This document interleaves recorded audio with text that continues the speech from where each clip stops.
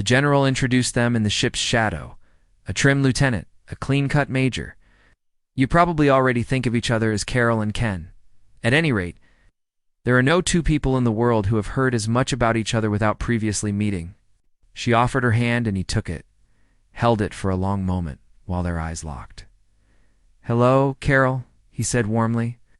"I'd have known you from your pictures," and he realized as never before what a poor substitute were the hoarded scraps of paper. "Hello, Ken." A smile made her face radiant. "I've sort of studied your pictures, too." Ken turned his eyes to the crowd, a roaring, cheering multitude surrounding the poised rocket ship here on the California desert in this 0 hour. To certain harried physicists and engineers, it was a moment promising paramount achievement. Two romanticists of 1966, watching their video screens avidly. It was fulfillment of their most sensual dreams, a beautiful girl being given wholly and unreservedly to a handsome young man. The flight around the moon was merely an added fillip. To a few gaunt military psychologists, it was the end of a long nightmare of protests by women's clubs, demonstrations by national female societies, and actual attempts at murder by fanatical blue-noses. And a mere beginning of the most crucial experiment ever undertaken, which had to be a success. Suddenly Ken was angry at the knowing looks from the throng's nearest ranks. While the general continued his prepared speech into the mic, focus of the hollow, hungry eyes of the video cameras, Ken pulled Carol to his side and held her with an arm about her waist, glaring when the crowd murmured and the cameras swung their way again. He had not questioned the actions of the military of the world before. But now, public spectacle, during the years of rigorous, specialized training almost from childhood, they had kept him away from Carol, teasing him. Ept was the only word that now occurred to his mind with the dangled promise of her presence on the flight. They had let him see her picture as intimate, snaps of her glory in bathing attire as she lounged by a swimming pool, swimming, since he had been selected as a boy. Every free afternoon he had been made to swim, developing the long, smooth muscles they wanted him to have. It had been, he knew, the same with Carol. Had they taunted her with his pictures too? Had she responded by wanting him, loving him, longing for him?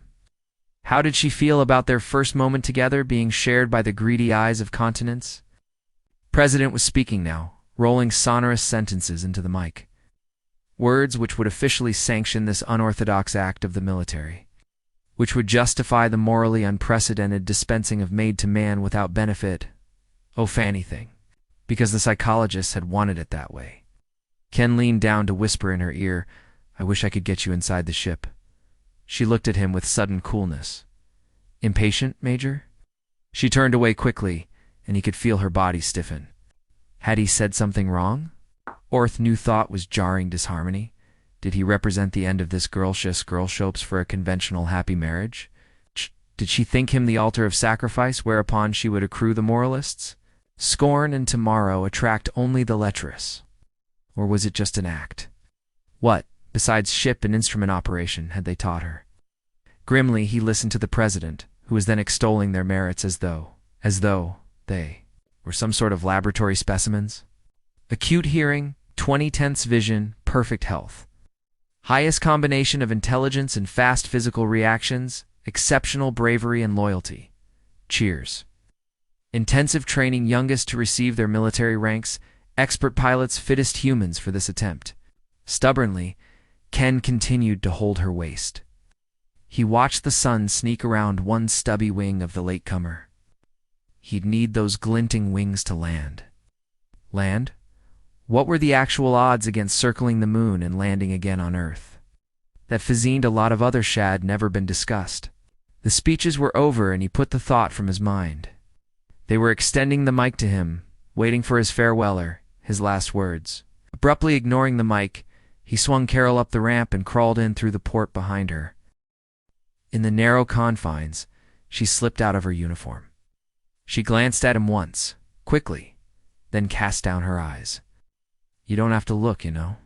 There was a hurt in his throat. "Want to look, Carol?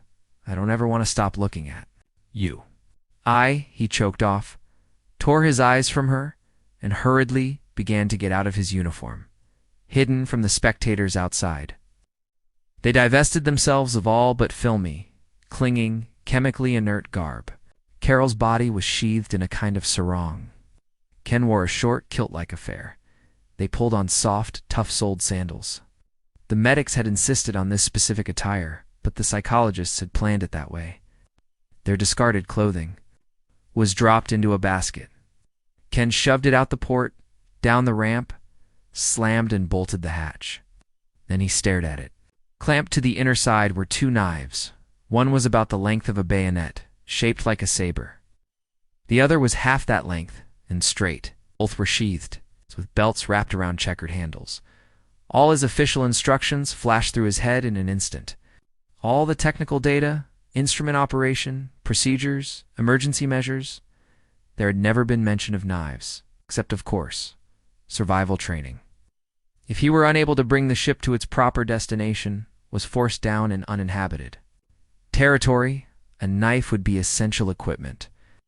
But so would a gun, fishing tackle, matches, clothing. The ship's radio said, 14 minutes to take off. Ken flung himself on the couch. Carol moved in quietly beside him. You understand, Carol? He said, you're to touch no controls unless I'm unable to. Yes, you'll handle the cameras only, but you'll keep reminding me of every step to be taken. As though I'd forgotten, and make sure I answer sensibly each time. Yes, Ken. Yes, Ken. A pulse throbbed in his temple. They watched the crowd on the screen scattered now. Far from that area below and behind the ship, which would be washed in radiation, they listened to the radio calling off the minutes before departure. Ken kept his thoughts on the structure of the space vessel. Similar in many ways to vastly cheaper atmosphere models, he and Carol had flounced separate for hundreds of training hours. Behind them, and lining the inner hull, was a light, spongy wall protecting them from the atomic converters aft. The surrounding couch could be regulated to form a resilient cocoon during high-G acceleration and deceleration, or during periods of weightlessness. Forward were the controls, instruments, and hooded viewport. Escape velocity was not needed to pull away from gravity. With atomic engines and the new low-mass shielding, fuel quantity was a problem of dollars only, and none had been spared for. This voyage, the psychologists had seen to that. 8 minutes to take off. He started the atomic reactors, a mighty purring here in the sealed cabin. Gently, watching the instruments, he tested bow and stern rockets, matching fore and aft forces delicately, tentatively increasing stern thrust until the craft barely stirred in its silicon-greased magnetized launching rack. 2 minutes to take off. They placed their faces against soft masks in the couch, down through which they could watch the instruments, in a mirror, the video screen, and bow viewport. The couch encompassed them, their arms in padded slots reaching to the controls. 33, 32, 30 thunder hammered at their ears. The couch squeezed them as the latecomer shot beyond its ramp, increased its velocity. Ken gripped a lever, which cut in the autopilot to take them beyond atmosphere, beyond gravity. Ken unhooded the viewport, leaving covered only that section which blocked a tiny blinding sun. They stared into an utter absolute ebony that suddenly seemed to be straining against the thick canopy, mocking the dim lights of the compartment. For many hours now, nothing to do but wait and watch, make occasional control corrections. He caused the couch to relax, offered Carol a water sausage. They had eaten nothing and drunk but sparingly since 24 hours before takeoff. Her hand touched his as she took the container. It was like an electric shock, and his heart thudded. Deliberately, he brushed his fingers over hers, clasped her wrist, looking at her. She became motionless. Then she looked up at him, lingeringly. Her lips parted. The pressure within him mounted. Almost reverently, he reached for her thon, stopped. When tears formed in her eyes, he drew back, uncomprehending. Could desire be coupled with sorrow? Or was he merely reading desire into some emotion not remotely connected with passion? She had been given to him without reservation, but he could not bring himself to take her unwillingly. The difference, he realized, between love and lust, damn the psychologists. He let out his breath, fumbled in a small plastic box near the controls, dug out several nutriment bars. He handed a couple to Carol without looking at her, and munched unhappily at the chocolate effluvord. Rationed, they watched the blackness of space for hours. The stars appeared as bright glowing blobs sunk dismally far into the heavy depths of some Stygian jelly. It was a time to be savoring the first experience of man beyond his mortal sphere, but Ken stared unseeingly, his mind dulled. Vacant with indecision and disillusion that was almost a physical hurt. The zest of adventure in the midst of adventure was throttled before it saw life. The sustaining dreams of training and preparation were dusty misery. Occasionally, he watched the instruments, occasionally made microscopic adjustments. Carol's hands close to his infrequently changed camera settings. Unexpectedly, the radio sounded. Ken tuned to maximum volume, strained to hear the muted words. It was a moment before he realized they were drawling, abnormally slow, like one of the old spring wound phonographs running down. When he caught it, the message stunned him. Late comer personnel. Return now, emergenza. Order of the President. Late comer personnel. He listened to it twice more before silencing the radio. Turn back now? He looked at Carol. She returned his stare, drawing her arms up out of the slots and leaning on her elbows, frowning in puzzlement. Her breasts were pendant promises of further disappointment, were both love and life to be reduced, in a day, to twin voids of defeat. Love was Carol, and life was a successful flight around the moon. Discipline kept his act just short of viciousness as he slapped the controls back to manual. Grimly, he silenced the stern rockets, cut in the bow units slowly. The flight was to have been a loop over the moon, almost intersecting its orbit at the precise time it swung ponderously by. What possible emergency could have arisen? Ken couldn't remember just when the fear had started, maybe on the way outward. Now that he thought of it, the feeling of deep depression. They were in freefall, weightless. The couch adjusted to keep them floating within a few inches of its confines. The brilliant, abandoned moon had just swung behind its big sister world. The glaring furnace of soul was still thwarted. By a section of bow hood, he felt the fear Mount Lytle tugging fingers frantically at work within his chest. The blue sphere of Earth seemed to recede in the black muck, although he knew it was only an optical effect of space, of the vast, scornful emptiness in which the stars were but helpless, hopelessly enmeshed droplets of dross. He shivered involuntarily. With the movement, he touched the side of the couch and rebounded against Carol. She screamed. He stared at her, his fear mounting swiftly through panic to abject, uncaring terror. Carol had drawn herself up into a knot, the fetal position of infantile regression. Her eyes were wide, unseeing, her mouth open in the scream that was now soundless. Ken felt his mind brinking on madness. He continued to stare in a terrified frenzy until, from some tiny nook of sanity deep inside him, came the realization that this was Carol beside him, Carol, who was his, who needed him. He fought. He staggered up from depths of bleak despair, aided by that deep-rooted male instinct which rouses raging fury at danger to his beloved. The innate protective impulse was heightened, strengthened by that emotional desire which is strongest at first contact, undiluted by familiarity and the consequent dissolution of ideals. The prime strength of manhood blasted in a coruscating mental flare against the forces of darkness and the unknown. Tenderly, he encircled her floating body with his arms and drew her close. He soothed her as one might a baby. Slowly, her eyes came back from horrific infinity. Slowly, they focused on his. And then comprehension returned. She pressed tightly against him, clung to him, sobbing with the remnant, fear of fear remembered. He talked to her for an hour, caressing, reassuring, until her responses were normal. Beyond any doubt, then he told her he loved her. She raised her head from where it was burrowed against his chest. "Love me, Ken." "Love me?" He blinked in astonishment. "Of course I love you. It seems like I've always loved you," I tried to tell. "You. I had..." But she was crying again, shaking her head a little, saying, "Ken, Ken." Over and over. This time he continued to hold her intimately close. "What's the matter? Anything wrong with love? But Ken, you could have any girl in the world. Me? You get that idea? Why, everyone knows the story of your training and what it was for. The swoon clubs must have sent you tons of letters. I never got any. Censors?" He shrugged. "That could be. I used to drive myself nuts thinking of all the guys you must be going out with. Your story was spread around just as much as mine. They picked my few escorts with care. I used to lie awake thinking of you running around with hundreds of girls. Snorted. The army kept me too busy? I went out with a few, but I never loved anybody but you. Hell, I'm only 19, you know? She nodded, her eyes bright with happiness. She was a year younger.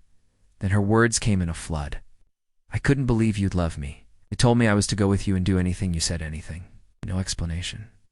But I knew what they meant, and I agreed because you were doing such a great thing for the world Andy wanted you to. But I thought you'd just want me for the trip, and afterward you'd go back to your other girls, and he kissed her. Again and again. Surely there never was, never could be, a greater delight embracing than in the floating, heady freefall of nostalgia. Certainly the psychologists knew no other method of retaining sanity in the cruelly endless jet pit engulfing the stars, which was why they had planned it that way. Well out of atmosphere, he began to brake skillfully, easing the craft into an orbital arc that would later be changed to a descending spiral. Biting into rarefied air, he adjusted the hull heat distributor, cut in the refrigeration unit, increased oxygen a trifle. He removed a small envelope from its taped position on a panel and opened it to read his landing instructions. Then he looked questioningly at Carol, Southwest Oregon. The Oregon Caves National Monument. We're to go in on a beacon signal. You don't suppose they want us to show survival ability? On a deal like this? No, something's haywire here. First, there's not a strip that'll take the latecomer for at least 100 miles around, and the only road into the area twists like a snake. This baby wasn't built with a chute either. Second, it's only about 10 miles from some ranches. Even if there's no one at the chateau, so it wouldn't be a survival problem. He dropped the craft's nose a few more degrees. Are there any more instructions? Must be. He unfolded the slip. Banded ship immediately upon landing. Enter bronze portal 2 caves with all possible haste. Look for inscribed square beside door, with a slot at each corner. Activate door as follows. Simultaneously insert curved blade of longer knife entirely in upper left-hand slot, and straight blade of shorter knife entirely in lower right-hand slot. Extreme emergency. Memorize and destroy these orders. Carol hadn't seen the knives. They lay in stunned silence until she gasped. But Kent, this means they knew about the emergency before we took off. He nodded grimly. We were never supposed to reach the moon. He crumpled the paper, thrust it into his mouth, and chewed on it a while, then slipped it into the waste disposal unit. Well, we'll pick up the beacon and buzz the caves area for possibilities. There was nothing said about making radio contact, so we'll just listen in. Want to take over the radio on the way down? He forced the latecomer into as tight a spiral as he dared. The wings were still useless here in the ionosphere. Carol turned on the receiver, dialed expectantly. Kent Holband is silent. Take it easy, Lieutenant Honeyware. Barely through the F2 layer. But all bands remained dead except for sun static. Rockets chattering for a 2G break and directional control. They plunged through the F1 stratum, losing soul behind the eastern rim of Terra, down. Down for dim countless minutes, through the thin ionization of E. Past the lowest ranges of auroras and noctilucent clouds and below the ozone layer. Still no signals of any kind on any frequency. At last Ken leveled off in the troposphere, at an altitude of 5 miles. Placid, swollen sun rode into view while they flashed westward over the Atlantic in a straight and lowering course that would take them over New York. The moment a Suvan, though aborted flight, was over. Each tiniest mechanism of the latecomer had functioned perfectly. Ken took a deep breath at the sheer pleasure of normal gravity. Man held the key to the planets, at least if the psychologists could figure some way to nullify the soul-shattering fear imbued by deep space. Or had he and Carol reached the maximum distance life could tolerate? Was that the foreseen emergency, withheld from them, lest it sap their carefully nurtured morale? He felt a vague, gnawing worry about the silence of Earth's transmitters. New York would supply the answer. Over New York, the cacophony of blaring broadcasts would practically tear the receivers. From their moorings, and New York did yield an answer off sorts, with Long Island in visual range, and not a sound or a picture. On any wavelength which Carol's flying fingers tuned in at maximum volume, Ken dipped below legal ceiling to drag the city. Then his reactions galvanized him to motion of a speed outstripping his thoughts. Hardly hearing Carol's gasp of dismay, he snapped the cocoon tight about them like a sprung trap, blasted the ship's nose to a skidding vertical, and spurted away from the yawning craters of New York City at 5 Gs. Asterisk, he leveled off an ozone over Canada and relaxed the couch.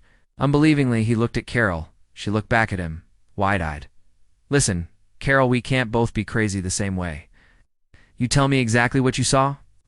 Well, everything had been bombed. What else? There wasn't any movement or people or what else? There were trees growing in the craters. Some of the tenseness left his features. Okay, honey, now we know a little bit. The war came and went, and there's not an active transmitter in the world.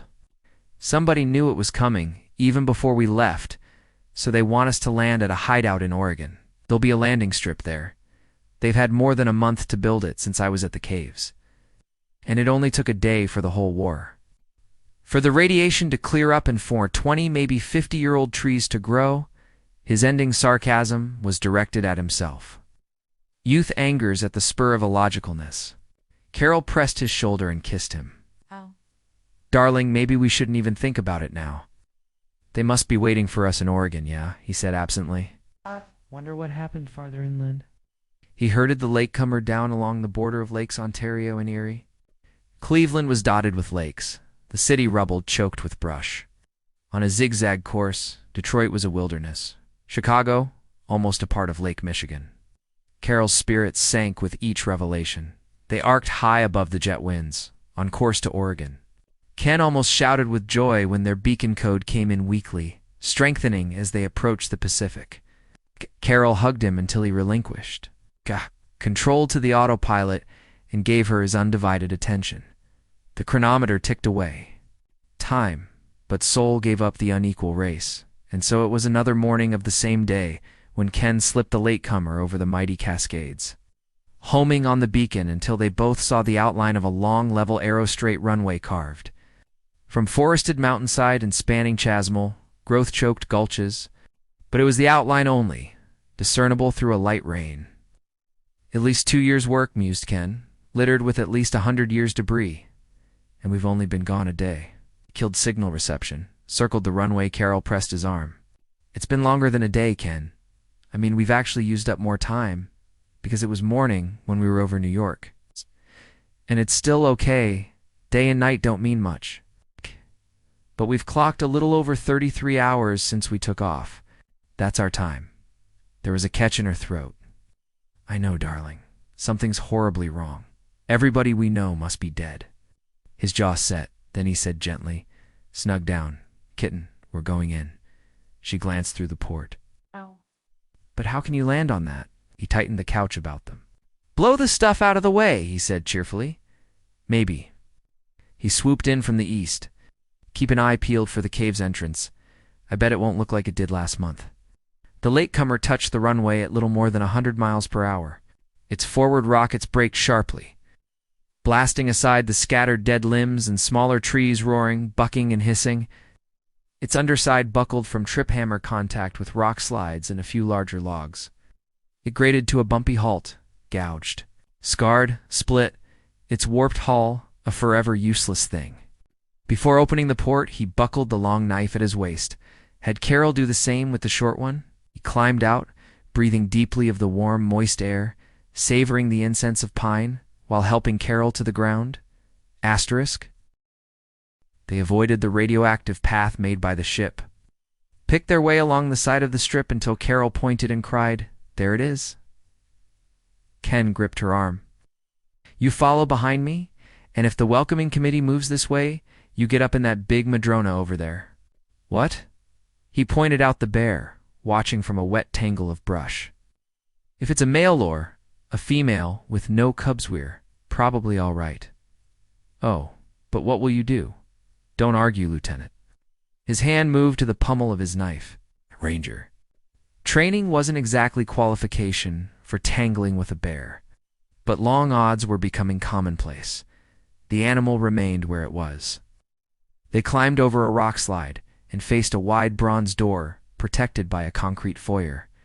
Out away from the door was Ken that's been a recent campfire. He whipped the blade from its sheath. "Come on, kitten, get that knife out." He vaulted the ashes. A 6-inch square was cut deeply in the dense metal. Ken poised his knife over a slot, and as Carol plunged her blade into the wall, he rammed his home to the guard. With a squeak and a sigh, the door, terraced like a vault portal, swung outward slowly.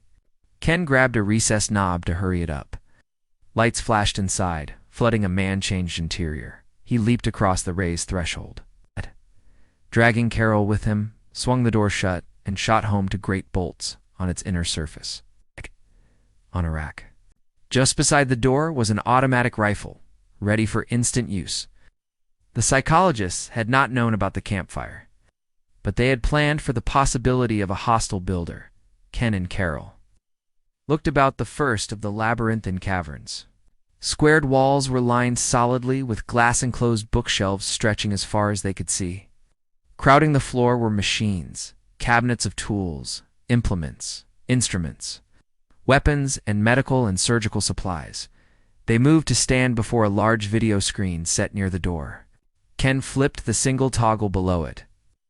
A scene grew, showing a white-haired army colonel seated behind a desk, facing them. "Ken, it's Dr. Halsey," Carol whispered. "It was Dr. Halsey," said Ken heavily. "I used to wonder if we had the same instructors." Officers' lips moved. "Hello, Ken and Carol.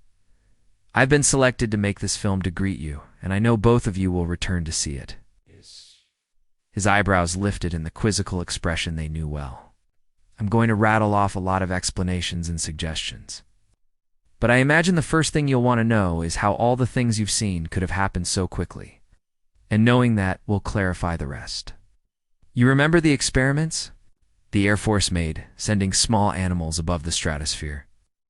By means of controlled diets and more complicated devices you'll find explained in a book, we learned that these animals were not subjectively experiencing the time span they should have aloft. In effect, they were aging hardly at all away from gravity. The farther away, the less aging. We got some fairly accurate figures on the time-distance ratios. Briefly, assuming you held to your course until you were recalled, you can figure that an average of 10 years has elapsed on the Earth's surface for every hour you were in space. Ken muttered, "We were actually out of atmosphere about 24 hours. That would make it the year about 2200, finished Carol breathlessly. How or why? But that time was evidently a variable. The realm of physics was a madhouse discreetly so, lest our enemies profit by our knowledge. There is no visual or other subjective means to sense the deceiving change in time rate or its illogical effects. We knew, for instance, that you would not see the moon as a solid ring girding a gyroscopic Earth, as might seemingly be expected. Your message of recall was a record, slowed down to be within an intelligible range of fast chatter or slow drawl when you received it. We could have told you to open the envelope at a certain time or distance, but even minutes and miles were critical, and the pictured features smiled paternally.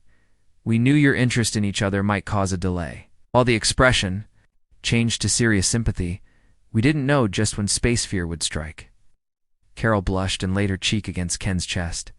They knew everything that would happen, didn't they? They planned everything. He crushed her to him. Lucky they did, honey. Seems like they've put all their hopes in us. Imminent war and what radiation would do to surface life. We could not go with you. Nor was there time to build underground installations for surviving more than half a century and emerging to a temporarily unproductive soil.